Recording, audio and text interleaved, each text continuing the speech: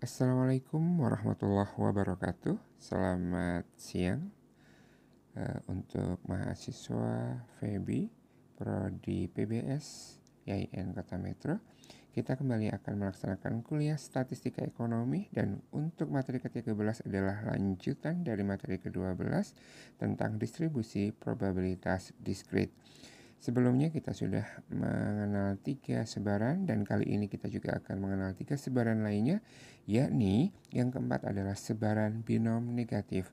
Untuk mempelajari sebaran binom negatif, maka kita sudah ada modalnya kemarin untuk sebaran binom. Langsung saja kita masuk ke sebaran binom negatif. Definisi dari sebaran binom negatif, bila ulangan yang bebas dan berulang-ulang dapat menghasilkan keberhasilan dengan peluang P dan kegagalan dengan peluang Q sama dengan 1 min P, maka sebaran peluang bagi peubah acak X yaitu banyaknya ulangan sampai terjadinya K keberhasilan diberikan menurut rumus B X K P sama dengan kombinasi dari X min 1 dengan K min 1 dikalikan dengan P pangkat K dikali lagi dengan Q pangkat X min K untuk X sama dengan K plus 1, K plus 2 dan seterusnya. Nah, untuk bisa lebih memahami penjabaran dari definisi, kita akan masuk ke contoh latihan.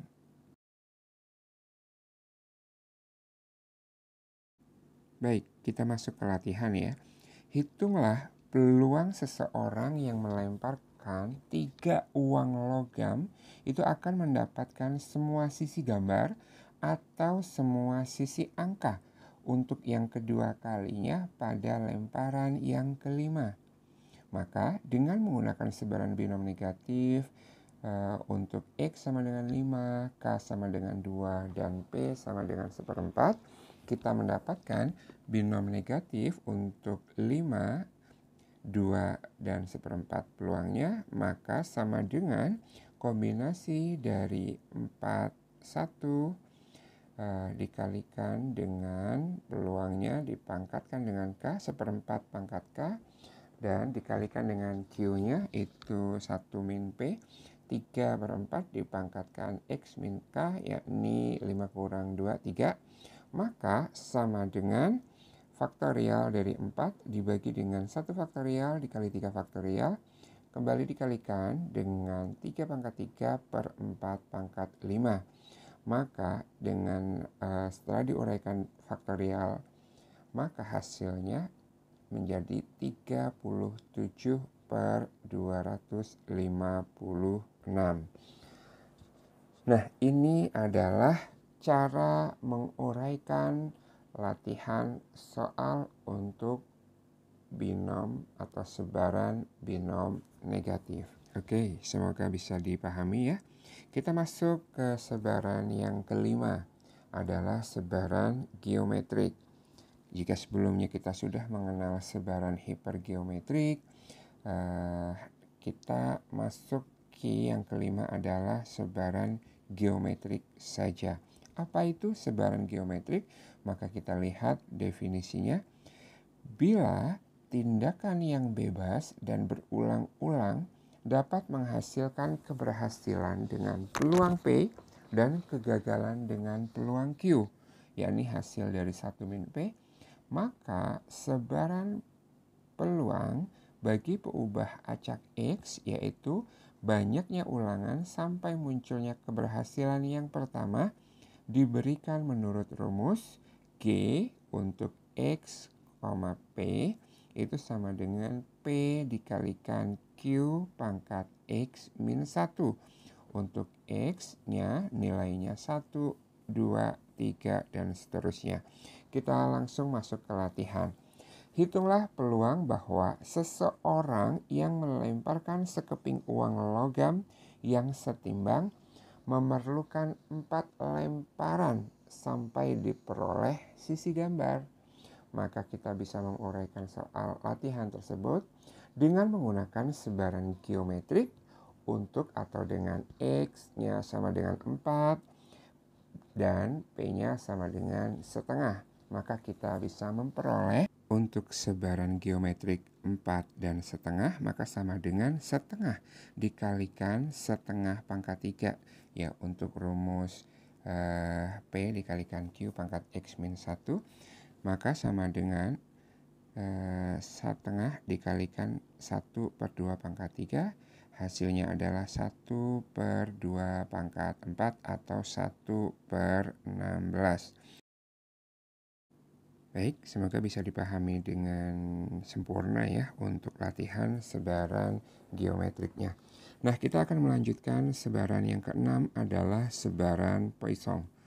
Sebaran Poisson ini adalah didefinisikan sebaran peluang bagi peubah acak Poisson X yang menyatakan banyaknya hasil percobaan yang terjadi selama suatu selang waktu atau daerah tertentu adalah fungsi Poisson untuk X dan mu sama dengan E pangkat min mu dikalikan dengan mu pangkat X dibagi dengan X faktorial.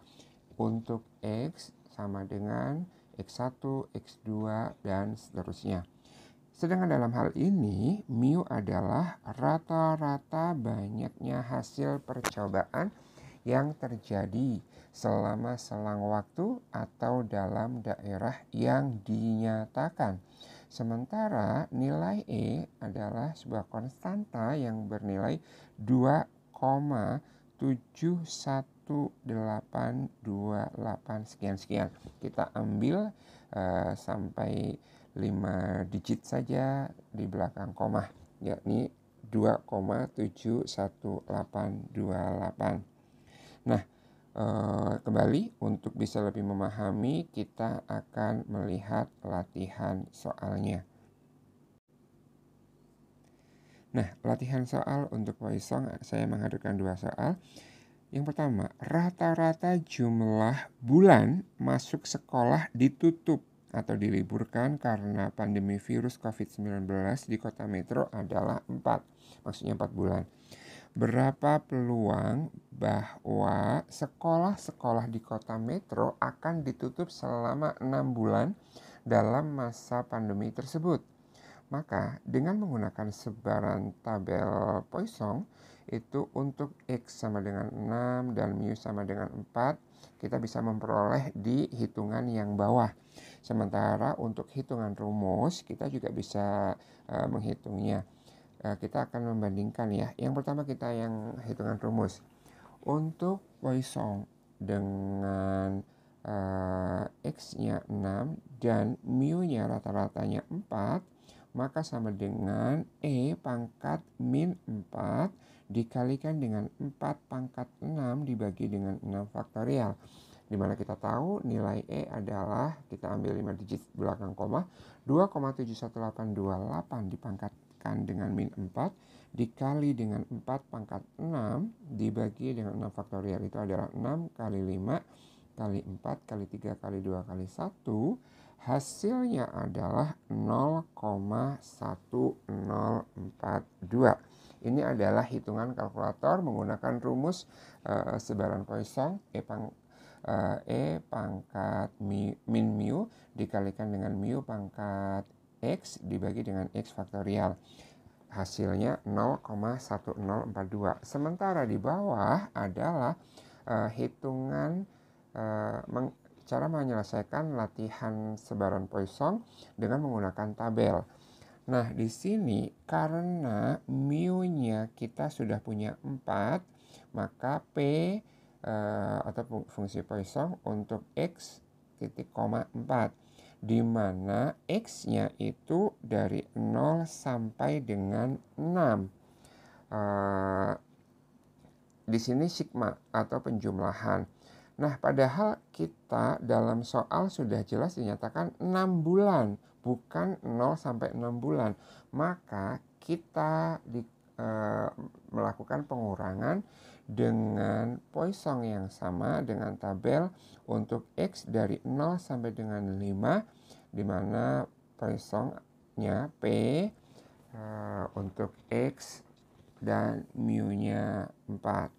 Maka kita nanti bisa lihat setelah ini untuk X-nya 6 dan mu-nya 4, kita peroleh nilainya 0,8893.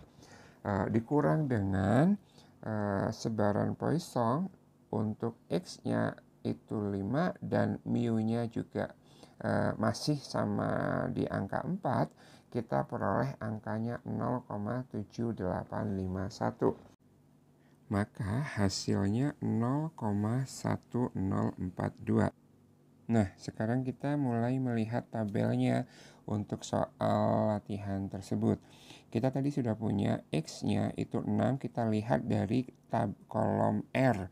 Dari tabel yang kedua aja, 0, 1 sampai 16, kita sudah lingkari, sudah garis yang dengan garis merah ya, 5 dan 6-nya. Sementara mu-nya 4 atau 40 di sini kita sudah lingkari biru.